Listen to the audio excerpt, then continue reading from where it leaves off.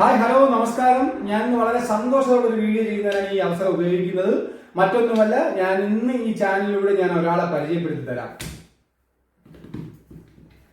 നമസ്കാരം. ഇതെന്റെ മകളാണ്. നമുക്ക് തുടങ്ങാം. ഹായ് നമസ്കാരം. എല്ലാവർക്കും ഞങ്ങളുടെ യൂട്യൂബ് ചാനലായ വോയിസ് ഓഫ് ഫാന്റാസിയിലേക്ക് സ്വാഗതം. ഇനി ഒന്ന് പരിചയപ്പെടുത്തിയായിരുന്നു. ആദ്യമായിട്ട് ഞാൻ എന്നെ പരിചയപ്പെടുത്തുന്ന ഒരു കാര്യം പറയട്ടെ. നമ്മുടെ യൂട്യൂബ് ചാനലായ വോയിസ് ഓഫ് ഫാന്റാസി 200 സബ്സ്ക്രൈബർ ആയിട്ടുണ്ട്. സബ്സ്ക്രൈബ് ചെയ്ത എല്ലാവർക്കും നന്ദി അറിയിക്കുന്നു. ഇനി ഞാൻ എന്നെ പരിചയപ്പെടുത്താം. എന്റെ പേര് കൃതി ഗോപിനാഥ്. ഞാൻ സെന്റ് തോമസ് UPSലെ 6ാം ക്ലാസ് വിദ്യാർത്ഥിനിയാണ്. അച്ഛനോടൊപ്പം യൂട്യൂബ് ചാനൽ ഞാനും ഉണ്ടാവും. എന്റെ കൊച്ചു കൊച്ചു കഴിവുകൾ ഞാൻ നിങ്ങൾക്ക് മുന്നിൽ പ്രകടിപ്പിക്കാം. അച്ഛനെ സപ്പോർട്ട് ചെയ്ത പോലെ എല്ലാവരും എന്നെ സപ്പോർട്ട് ചെയ്യണം. തീർച്ചയായിട്ടും ആ സപ്പോർട്ട് ഉണ്ടായിരിക്കും. മോള് പേടിക്കണ്ട. മോക്ക് എന്താണ് ഇവിടെ പറയാൻ ആഗ്രഹിക്കുന്ന കാര്യങ്ങൾ പറയാനാണ് ഈ ചാനൽ. അതുകൊണ്ട് ഇന്ന് മുതൽ നിന്റെ കഴിവുകളും കൂടെ ഇതിൽ കൂടെ ഉണ്ടാവും. അപ്പം പ്രേക്ഷകരുടെ പ്രത്യേക ശ്രദ്ധയ്ക്ക് മകളെ കൂടി സപ്പോർട്ട് ചെയ്യും. എന്നെ സപ്പോർട്ട് ചെയ്തതുപോലെ ഈ കുറഞ്ഞ സമയത്തിനുള്ള 200 സബ്സ്ക്രൈബ്സ് എന്ന് പറഞ്ഞു കഴിഞ്ഞാൽ എന്നെ സംബന്ധിച്ച് വളരെ ആഹ്ലാദമുള്ളൊരു സംഭവമാണ്. 200 കേൾക്കുമ്പോൾ മറ്റുള്ളവർക്ക് ചിലപ്പോൾ ഒരു തമാശയായിട്ട് തോന്നുമെങ്കിൽ എന്നെ സംബന്ധിച്ച് അത് വളരെ സന്തോഷകരമായ ഒരു സമയമാണ്. അതുകൊണ്ട് മകളുടെ വീഡിയോസും ഉണ്ടാവും. അപ്പൊ നിങ്ങൾ എന്നെ സപ്പോർട്ട് ചെയ്തതുപോലെ തന്നെ മകളെ സപ്പോർട്ട് ചെയ്യുമെന്ന് പ്രതീക്ഷിക്കുന്നു. ഇന്ന് എന്താണ് പറയാൻ പോകുന്നത്? ആദ്യം നമുക്ക് സംസ്ഥാന സർക്കാരിന്റെ 2 പദ്ധതികളെ പരിചയപ്പെടാം. ഒന്നാമത്തെ പദ്ധതിയുടെ പേര് connect to work. Skilled course പഠിക്കുന്നവർക്കോ PSC പോലുള്ള മത്സര പരീക്ഷകൾക്ക് തയ്യാറെടുക്കുന്നവർക്കോ പ്രതിമാസം 1000 രൂപ ലഭിക്കുന്ന പദ്ധതിയാണിത്.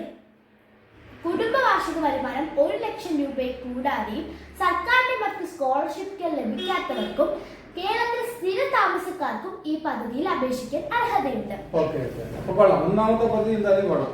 ഇനി രണ്ടാമത്തെ പദ്ധതിയെ കുറിച്ച് പറയും. എന്താണ് രണ്ടാമത്തെ പദ്ധതി? 35 വയസ്സിനും 60 വയസ്സിനും ഇടയിലുള്ള സ്ത്രീകൾക്കും ട്രാൻസ് വുമണിനും പ്രതിമാസം 1000 രൂപ കിട്ടുന്ന സർക്കാരിന്റെ സ്ത്രീ സുരക്ഷാ പദ്ധതിയാണിത്.